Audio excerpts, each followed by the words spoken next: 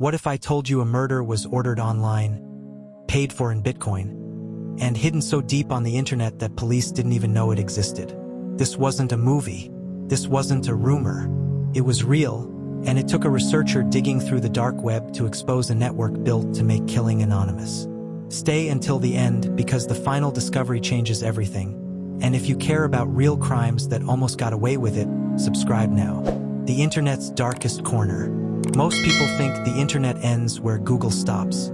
They're wrong. Beneath the surface web lies a hidden layer, accessible only through encryption, anonymous browsers, and invitation-only links. This is the dark web. And for years, it operated beyond law enforcement's reach. Drugs, fake passports, weapons, and then something worse, murder for hire, the researcher who didn't mean to find it.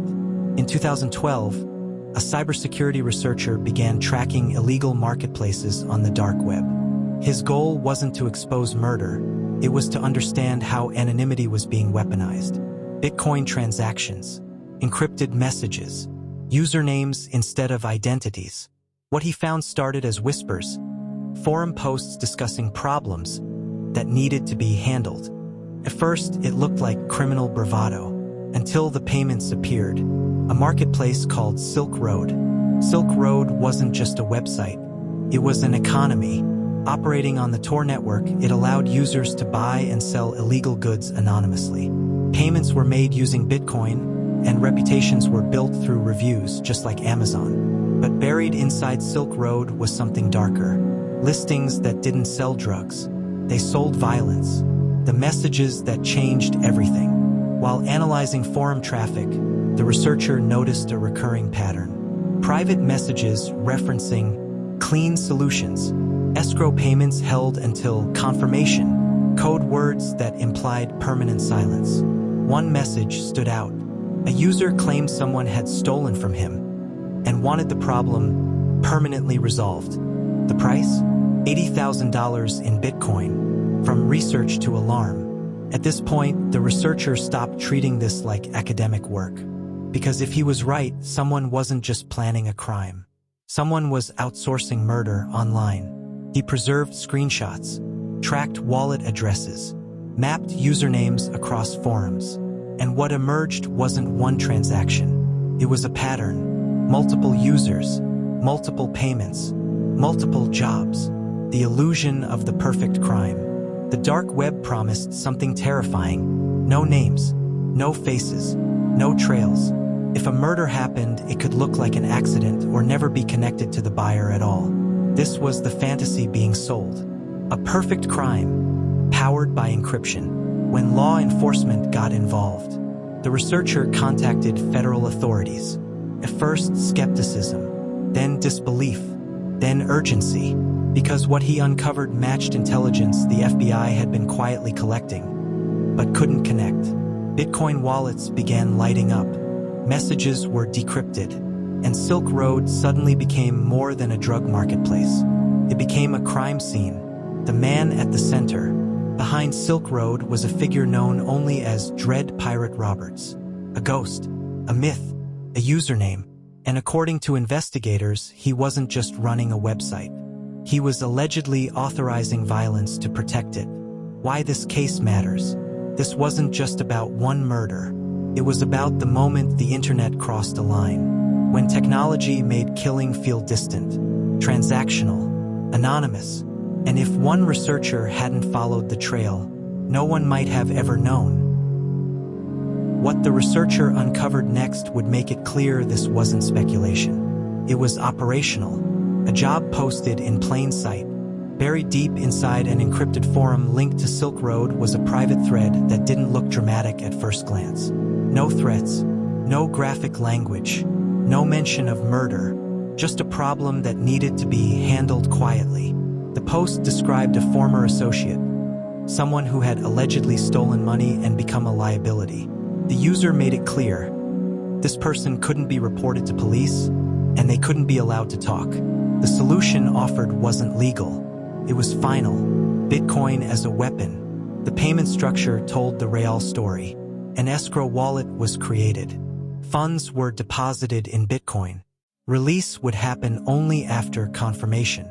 That's when the researcher realized something chilling. This was being treated like a business transaction. No emotion, no hesitation, just terms and conditions. If murder could be reduced to a payment process, then morality had already been stripped away. The fake hitmen problem. As law enforcement would later discover, many dark web hitmen were scams. Criminals pretending to offer murder services just to steal Bitcoin. But not all of them. Some individuals were willing to play the role convincingly enough to collect payment. And some buyers believed it was real. That belief alone was dangerous, because even if no murder occurred, the intent was undeniable. The researcher finds a pattern. As the researcher continued mapping usernames, something disturbing emerged. This wasn't a one-off request. Different accounts used similar phrasing. Different wallets showed similar payment behavior. Different targets, same outcome desired. It looked like a network, not just random users. A community where violence was discussed as a tool. The message that raised alarms. One encrypted exchange stood out. The buyer asked a simple question: "How will I know it's done?" The response was worse. "You won't need proof. Silence is proof." That line changed everything, because it implied confidence. Confidence that the target wouldn't speak again. When the FBI took over, once federal agents reviewed the data, the tone shifted. This wasn't just a dark web curiosity. It was a national security issue. Agents began tracking Bitcoin wallets in real time, watching transactions move through mixing services designed to erase trails. But Bitcoin, despite its reputation, isn't invisible. Every transaction leaves a mark, and the marks were adding up. A name emerges. Investigators traced the activity back to accounts connected to Silk Road's inner circle. At the center was the administrator, the figure known as Dread Pirate Roberts. Behind the username was Ross Ulbricht, a libertarian-leaning tech entrepreneur who believed government shouldn't control markets. But prosecutors would later argue his ideology crossed into something far darker: the alleged order. According to federal indictments, Ulbricht allegedly authorized multiple murder-for-hire plots to protect Silk Road. The targets?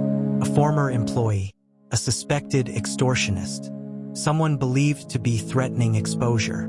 In messages recovered by investigators, payments were discussed openly. 6 figures, Bitcoin only, no second chances. The most shocking discovery.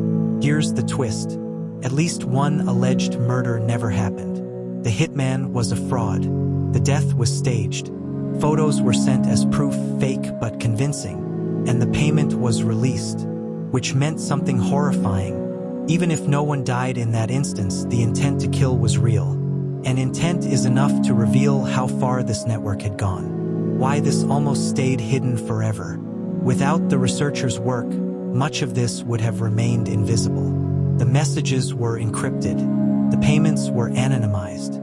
The users were scattered across the globe. Traditional policing couldn't see it. This required someone who understood both technology and human behavior. Someone who knew where to look. The illusion shatters. The dark web promised users anonymity and safety. But this case proved something else. Every system leaks. Every network leaves traces. And when violence enters the equation, someone eventually talks. Or slips. For years, the dark web sold a promise. No names, no faces, no consequences. But that promise was a lie. And in this case, the lie unraveled one transaction at a time. Bitcoin was never invisible. To users of Silk Road, Bitcoin felt untouchable. There were no banks, no IDs, no paper trails. But what many didn't understand was this. Bitcoin is anonymous, not invisible. Every transaction is recorded permanently on a public ledger known as the blockchain. You may not see a name, but you can see movement. And movement tells stories. Following the money, federal agents began mapping Bitcoin wallets connected to the murder-for-hire payments. They watched funds move from buyers, through escrow accounts, into wallets linked to Silk Road's administrators. Then something unexpected happened. The same wallets appeared again and again, connected not just to alleged murder plots, but to site maintenance, commissions, and operational expenses. This wasn't random crime. It was infrastructure. The researchers' maps become evidence. What began as academic research had now become a blueprint. The researchers' early diagrams, mapping usernames, wallet clusters, and timestamps, were handed over to investigators. These maps revealed patterns. Users logging in during the same time windows, writing styles that matched across different aliases, reused encryption keys. Behind dozens of usernames, there were far fewer people than anyone expected. An empire built on confidence. At the center of it all was control. Silk Road wasn't just a website, it was a managed ecosystem. Rules were enforced. Disputes were settled. Violence was allegedly authorized when profits were threatened. Prosecutors would later argue that the murder-for-hire plots weren't emotional decisions. They were business decisions. The fatal overconfidence. As Silk Road grew, so did its leaders' confidence. Messages recovered by investigators showed arrogance. He believed encryption made him untouchable. He believed law enforcement was too slow. He believed technology had outpaced justice. That belief led to shortcuts, and shortcuts leave footprints. The real-world slip. Despite his online caution, Ross Ulbricht lived in the physical world. He used public Wi-Fi. He carried a laptop everywhere. He logged in frequently.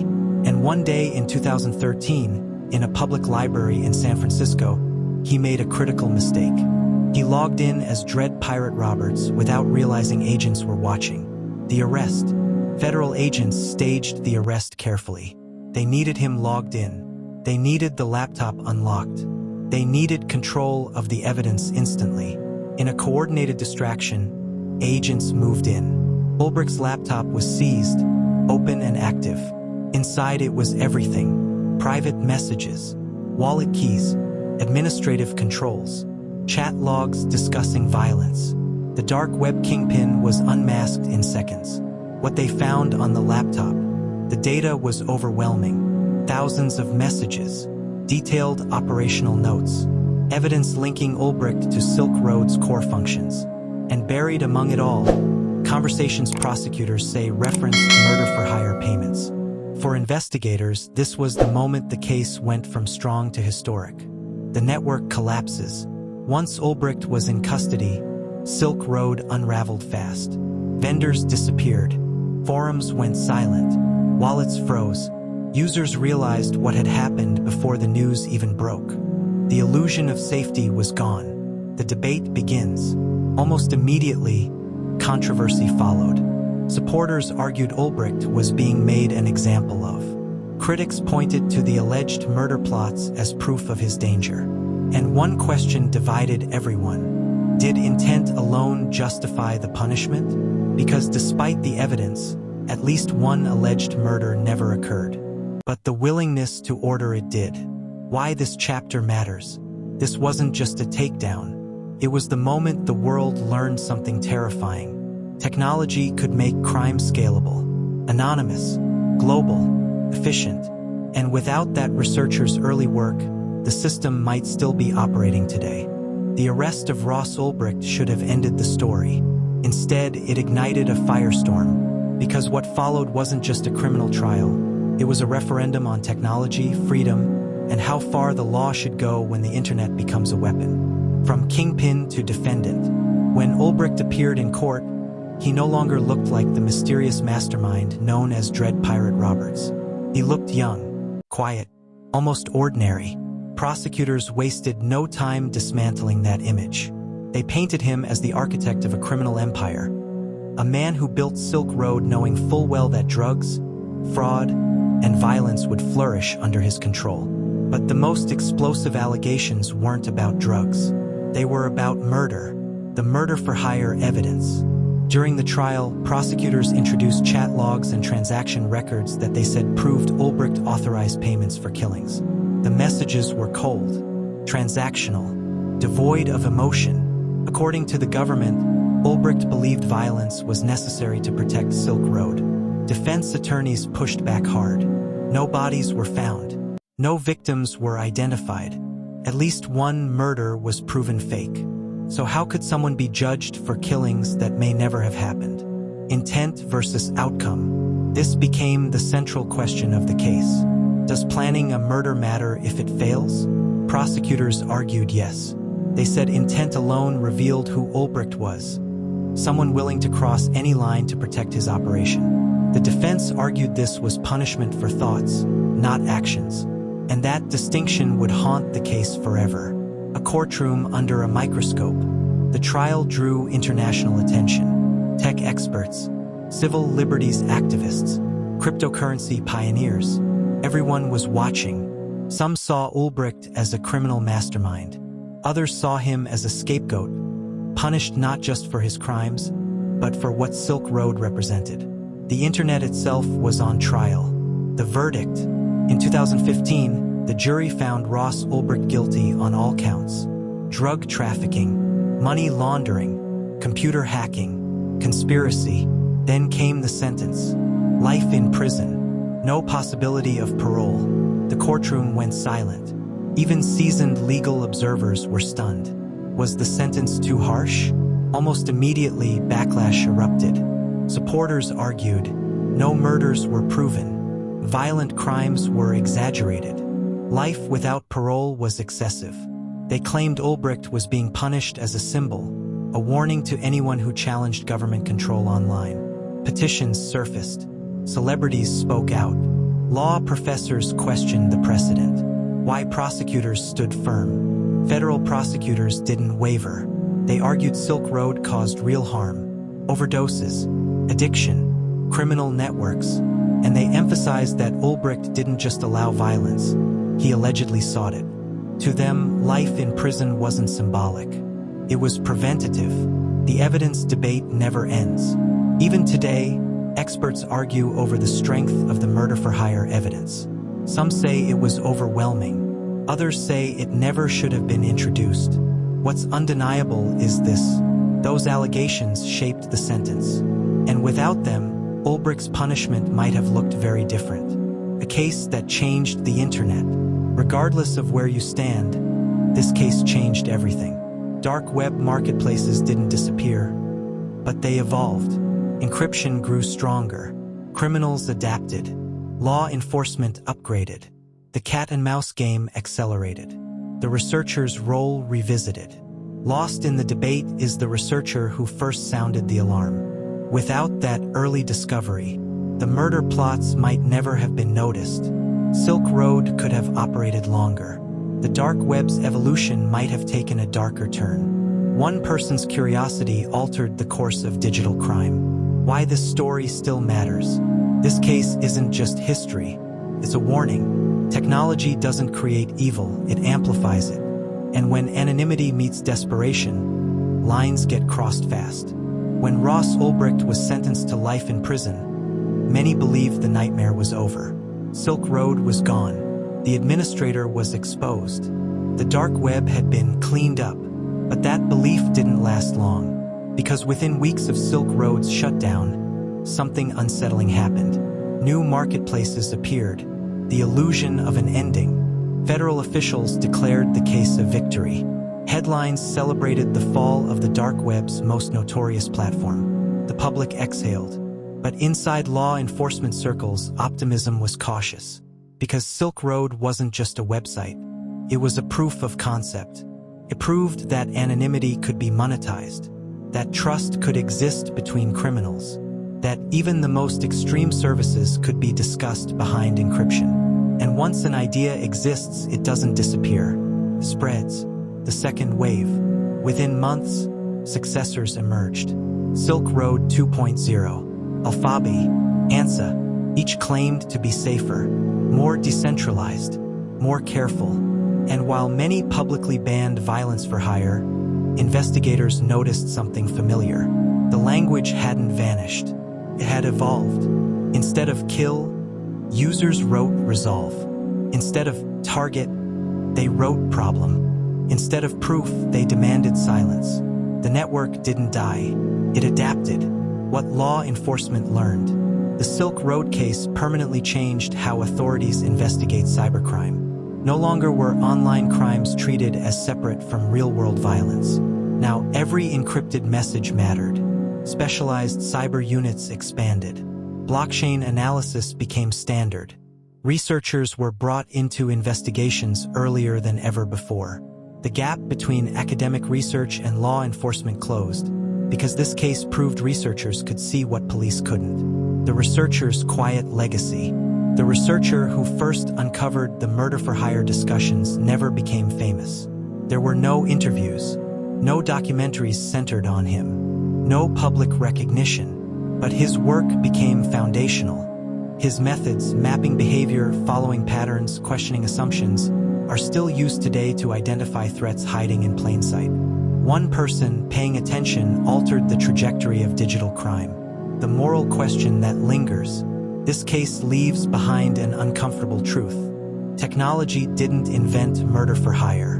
It made it easier to imagine. When distance is created between action and consequence, lines blur. Typing feels different than pulling a trigger. Sending Bitcoin feels different than handing over cash. An alias feels different than a name. That psychological distance is the most dangerous part. Did justice actually win? Ask 10 people what justice looked like in this case, and you'll get 10 different answers. Some say Ulbricht deserved life in prison, that the willingness to order murder crossed an unforgivable line. Others argue the sentence was excessive, that it punished intent more harshly than action. What can't be argued is this. The case forced the world to confront a future where crime isn't loud. It's quiet, digital, invisible. Why this story still matters today. This isn't a relic of the early internet. It's a warning. Encrypted platforms still exist. Anonymous currencies still evolve. Criminals still look for ways to separate themselves from consequences. And every so often, someone stumbles onto something they weren't supposed to find. Just like that researcher did. The most dangerous myth. The most dangerous myth about the dark web is that it's a separate world. It's not. It's connected to ours. Every transaction has a ripple. Every message has intent behind it. Every hidden network eventually leaks. The question isn't if, it's when. The final truth. The hidden murder network wasn't destroyed in one arrest. It was exposed. And exposure is powerful. Because once people know something exists, they start looking for it. And once they start looking, anonymity begins to crack. Why you stayed until the end. You stayed because this wasn't just a crime story. It was a story about curiosity, technology, power, and the cost of believing you're untouchable. And that's why these stories matter. If you want more real true crime stories where technology, psychology, and hidden worlds collide, subscribe to the channel, because the crimes that almost succeed are the ones we need to understand the most. And this story is not the last of its kind.